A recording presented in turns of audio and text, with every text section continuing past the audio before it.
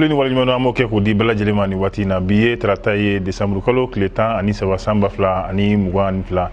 nin y'an ka donkiwari waati selen bi donkiwari kɔnɔna la Mali finitigilakaw olu ye jɔyɔrɔ kura min sɔrɔ n'a bɛ fɔ min ma ko classement mondial fo ka taa se farafinna tile biyan fanfɛ tɔn o classement yɛrɛ kɔni ma n'o ye jɔyɔrɔ ye an bɛna da don la an ka bi walawalali kɔnɔna la ka fɔlɔ ka Mali finitigilakaw ka wulikajɔ halisa Mopti kɔnɔna la kɛrɛnkɛrɛnnenya sofurulayi kɔni sera ka kɛ sababu ye ka se ka bagan minnu n'o k'u suyɛnna Banbaatu fɛ ka se ka o minɛ olu la an bɛna nin da don la an ka walawalali fɛn kɔnɔna la ka bɔ yen halisa ka to ni walawalali kɔnɔna ye i b'a ye k'a fɔ kunu a ma dogo maa si den kelen na Bamakɔ fo ka taa se Kayi ma terrain yɛrɛ kɔni a ye mankan bɔ min ni a ye jigiya kura k'o di malidenw ma tuguni ka fɔlɔ kan an bɛ taa an ka jamana kɔ kan farafinna farajila n'an ye kibaruya min sɔrɔ an bɛ sɔrɔ ka don n'olu ye an ka walawalali kɔnɔna la.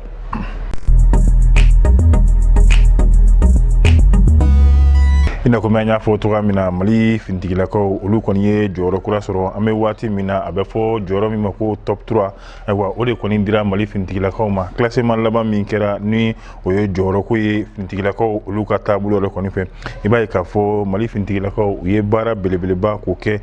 min ye Nigeria Ghana o fɛnɛ tɛmɛlen kɔ ka bɔ yen Mali yɛrɛ kɔni nan'i jɔ jɔyɔrɔ sabanan na a bɛ fɔ min ma ko top 3 n'i y'a jateminɛ dugu 36 ayiwa olu yɛrɛ de kɔni tun bɛ tali kɛ ni ayiwa wolomali in na ayiwa min n'a kɛra ka bɛn ni san 2022 yɛrɛ kɔni tɛ i b'a ye o jɔyɔrɔ ko yɛrɛ kɔni na a ma bali maa si den kelen na Namibia jamana ale de ye jɔyɔrɔ fɔlɔ yɛrɛ kɔni sɔrɔ min bɛ tali kɛ classement yɛrɛ kɔnɔnaw ni ɲɔgɔn cɛ Mali ale ni Irisi olu ka tɛgɛdi ɲɔgɔn ma o de kɔni kɛra sababu ye ka se ka jɔyɔrɔ kura k'o di Mali finitigilakaw ma waati tɛmɛlen bɛɛ lajɛlen k'u jɔlen bɛ Mali finitigilakaw ayiwa olu yɛrɛ kɔni na bari ka d'a kan kɛlɛkɛminɛnko fo ka taa se kɛlɛkɛcɛkow ma olu yɛrɛ kɔni tun bɛ ani jamana yɛrɛ kɔni bonya yɛrɛ kɔni fɛ i b'a ye bi an bɛ waati min na Mali finitigilakaw olu kun dɛsɛlen bɛ min ye ka se ka lakana sabati jamana fantan ani naani bɛɛ lajɛlen na nka o kɛra min ye sogo kɔrɔ de kɔni ye malidenw kɔni hakili la bi an bɛ waati min na Irisi ni Mali olu ka tɛgɛ di ɲɔgɔn ma o sera ka kɛ sababu ye min bɛ jɔyɔrɔ kura ka se k'o di Mali ma hali n'o y'a sɔrɔ Irisi yɛrɛ kɔni ale bɛ kɛlɛ la n'o ye Ukraine jamana yɛrɛ kɔni kan nka o ma bali min bɛ tali kɛ Vladimir Poutine ale ka jamana n'o ye Irisi ye ka se ka kɛlɛkɛminɛn caman k'o di Mali ma a dɔ bɛ avion chari ale ni blende fo ka taa se kɛlɛkɛminɛn mugujugu olu yɛrɛ kɔnɔna caman yɛrɛ kɔni ma minnu ni olu kɔni ye kɛlɛkɛlan kɔni ye o kɛra sababu ye min b'a to colonel Assimi Goïta ni ale ye Mali jamana ɲɛmaa ye ayiwa olu kɔni ye taabolo ka se ka olu bɛɛ lajɛlen kɔni yɛlɛma jɔyɔrɔ min tun bɛ Mali yɛrɛ kɔni bolo ayiwa jɔyɔrɔ camanba de faral'o kan i b'a ye k'a fɔ bi kunu Banbaatu de tun bɛ Mali finitigilakaw ka se ka olu ɲini fu u dagayɔrɔ la ayiwa ka gɛrɛntɛ ka se ka surun la nka bi a kɛlen bɛ min ye ayiwa o kɔmasegin de Mali finitigilakaw de bɛ yalala Banbaatu nɔfɛ k'u ɲini u bɛ diɲɛ fan o fan min ye gɛlɛya jugu ye ka se ka o siri u kan yaasa lakana yɛrɛ bɛ se ka sabati cogoya min na an ka jamana yɛrɛ kɔni kɔnɔna la Global Fire Sports ni ale ka classement min kɛra san 2022 la o b'a jira k'a fɔ farafinna tile biyan fanfɛ tɔn na n'i ye Nigeria bɔ a la ka Ghana bɔ a la Mali de bɛna i jɔ jɔyɔrɔ kɔni sabanan na bari ka d'a kan an bɛ waati min na Mali kɔni ye kɛlɛkɛminɛn caman sɔrɔ ani kɛlɛkɛcɛw olu yɛrɛ kɔni labɛnna o kɛra sababu ye ayiwa min bɛ tali kɛ jɔyɔrɔ la jɔyɔrɔ kura dira Mali finitigilakaw yɛrɛ olu kɔni ma ka bɔ yen halisa an bɛ taa min bɛ tali kɛ Mali finitigilakaw olu ka wulikajɔ la kɛrɛnkɛrɛnnenya la n'an taara sofurula n'ale bɛ Mopti yɛrɛ kɔni mara fɛ min bɛ tali kɛ misi 500 o de kɔni sera ka minɛ Banbaatu yɛrɛ kɔni kɔ Mali finitigilakaw fɛ min n'a dira Mali ɲɛmaa minnu ni olu bɛ Mopti mara yɛrɛ kɔni na i b'a ye k'a fɔ nin misi ninnu kɔni minɛlen Banbaatu yɛrɛ kɔni kɔ i b'a ye a kɛra an bɛ waati min na misi 500 ani misi 5 o de kɔni sɔrɔla Banbaatu kɔ nin kɛra dɔgɔkun yɛrɛ kɔni tɛmɛlen na Mali finitigilakaw ye taama min ni wulikajɔ ni zolila min kɛ n'o ye Kɔnba Daga ale yɛrɛ kɔni mara la na ale bɛ Jalube ale yɛrɛ kɔni fɛ nka i b'a ye k'a fɔ ni misi ninnu kɔni o dira Mali ɲɛmaa minnu ni olu bɛ Mopti a kɛra ka bɛn ni kari don ye desanburu kalo tile 11 san 2022 o kɛra Mali finitigilakaw yɛrɛ kɔni dagayɔrɔ la n'o ye sofurula ye a kɛra ka se ka finitigilakaw minnu bɛ yen olu ka ɲɛmaa n'a bɛ fɔ min ma ko secteur 4 de l'opération Maliko ni ale colonel Karim Traoré ayiwa o fɛnɛ kɛrɛfɛ a bɛ fɔ maa min ma ko conseil aux affaires économiques et financières du gouverneur ni o ye Mopti gouverneur yɛrɛ ka min ka baara bɛɛ lajɛlen bɛnnen bɛ sɔrɔ ayiwa olu kow bɛɛ lajɛlen ma fo ka taa se Ousmane Diallo ni ale yɛrɛ kɔni ye ale ka baara bɛnnen bɛ directeur régional des productions et des industries animales ni o ye baganko olu ka ko bɛɛ lajɛlen fo ka taa se usine ko min ni a bɛ tali kɛ ka ɲɛsin baganko yɛrɛ kɔni baaraw ma ka bɔ yen an ma di kan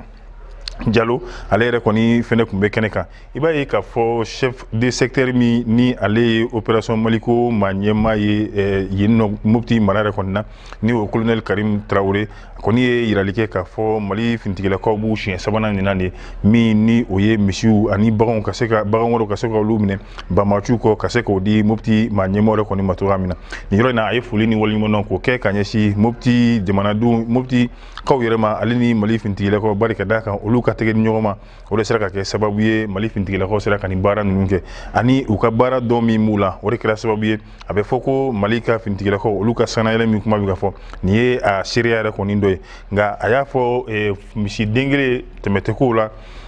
walima bagan den kelen tɛmɛtɛkow la k'a ka dɔgɔ u mana fɛn fɛn ye n'o ye malidenw yɛrɛ kɔni ta ye olu bɛ fɛɛrɛ nasuguya bɛɛ lajɛlen kɛ ayiwa yaasa ka se ka o lase malidenw yɛrɛ kɔni ma cogoya min na a ye kuma da kan tuguni min bɛ tali kɛ nin baara in na ko kɔni u bɛ taa fɛ Mopti dugu yɛrɛ kɔni kɔnɔna la bari ka d'a kan jamana ɲɛmaaw n'a kɛrɛnkɛrɛnnenya la n'o ye finitigilakaw olu yɛrɛ ka ɲɛmaayaso n'a bɛ fɔ min ma ko chef d'état-major général des armées ayiwa olu ka laɲini nin ye ka se ka malidenw n'u bolofɛnw k'olu bɛɛ lajɛlen de kɔni lakana o mun fɔra olu yɛrɛ kɔni b'o taabolo de kan bi an bɛ waati min na misi 505 u sera k'o de sɔrɔ GAT mɔgɔw yɛrɛ kɔni kɔ yaasa k'o di Mali ɲɛmaaw ma min bɛ se ka kɛ sababu ye ka se ka a lase a tigiw ma kɛnɛ in fɛnɛ kan gendarmerie olu yɛrɛ fɛnɛ kɔni kun bɛ kɛnɛ in yɛrɛ kɔni kan nka nin bɛɛ kɔfɛ a bɛ fɔ maa min ko conseil des affaires économiques financières du gouverneur de Mopti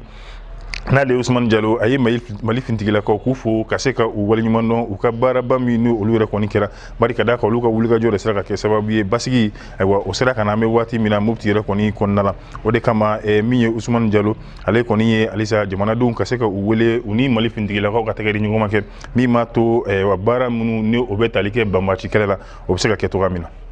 halisa an bɛ to Mali kɔnɔna la an bɛ taa Kayi kɛrɛnkɛrɛnnenya la terrain ale kɔni ye mankan yɛrɛ kɔni bɔ tuguni Mali Bamako fo ka taa se Kayi yɛrɛ kɔni ma waati tɛmɛlenw na i b'a ye k'a fɔ gouvernement u kɔni kun ye a bɛ fɔ min ma ko essai blanc n'o kɛra sababu ye ka se ka espoir kura ayiwa ni k'o di malidenw yɛrɛ kɔni ma nka waati yɛrɛ kɔni tɛmɛna i b'a ye malidenw yɛrɛ kɔni kun tora hami na donc o hami kɔni o tora senna ten fo ka n'a kɛ tuguni ayiwa Mali jamana ɲɛmaaw olu ye wulikajɔ kura min kɛ o de kɛra sababu ye terrain ka se ka a bɔ Kayi ayiwa fo ka tila ka mankan yɛrɛ k'o fɔ o bɔ Bamako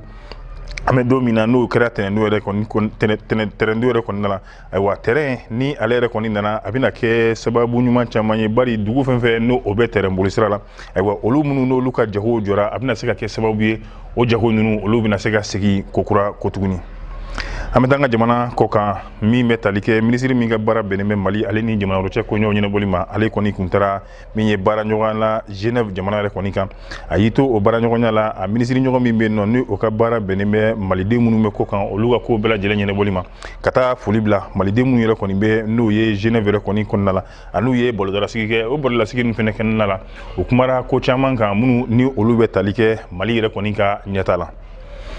halisa an bɛ taa jamana kɔ kan Algérie olu ka télévision so min bɛ yen nɔ n'a bɛ fɔ a ma ko établissement public de télévision EPTV ayiwa ale maa ɲɛma n'o ye Shaban Lounakel ale kɔni gɛnna ka bɔ a jɔyɔrɔ la bari ka d'a kan ale ye yamaruya di min bɛ tali kɛ u ka journal min bɛ yen nɔ ni o ye samedi tɛ n'a bɛ fɔ ko don kibaru bamanankan yɛrɛ kɔni na ale si ye yamaruya di yaasa Maroc ka kalifiyeli o ka se ka fɔ olu ka journal la cogoya min na o mun fɔra ayiwa u ka ɲɛmaayaso y'a jira k'a fɔ k'a ka bɔ télévision so yɛrɛ kɔni ɲɛmaaya la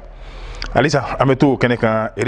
Regragui na ale yɛrɛ ye Maroc ayiwa degeli karamɔgɔ ye ale kɔni ye a jira k'a fɔ ko n'i y'a ye bi maa caman yɛrɛ kɔni nisɔndiyara ka bɛn n'olu ka jɔyɔrɔ in ye ale ko ale kɔni ma nisɔndiya bari fo hakilina min talen bɛ ka farafinna sɛgɛrɛ ani farafinna yɛrɛ kɛlen bɛ ka hakilina min di a yɛrɛ ma fo o hakilinaw yɛrɛ kɔni ka yɛlɛma ale ma nisɔndiya ale ka laɲini ye jumɛn ye bi fo ale yɛrɛ ka jamana ka taa i jɔ n'o o ye walanba n'o ye kudumani ye dolanci walanba kɛnɛ kan o finaliba walima o match kuncɛ o dolanci kuncɛ dolanciw fo ale ka jamana yɛrɛ kɔni ka taa i sen jɔ o kɛnɛ yɛrɛ kɔni kan a ko k'ale dalima la kɔni bi an bɛ waati min na ayiwa olu ni Faransi de kɔni kan ka kari ɲɔgɔn na ayiwa ko a kɔni bɛ gɛlɛya nka ko ni Ala sɔnna ma olu ka laɲini kɔni ye ka se n'o ye ayiwa a jɔnjɔn ta don o kɛnɛ kan ni ne fana bɛ dansigi an ka bi n'o ye kunnafoni sɔrɔ olu na tugun ɲɔgɔn min n'a b'o kɛla ni anw ye ka se ka olu jidi ja ninnu k'olu cari diɲɛ maa bɛ se ka kunnafoni sɔrɔ cogoya min na an b'a fɔ a k'an bɛn diɲɛ waati wɛrɛ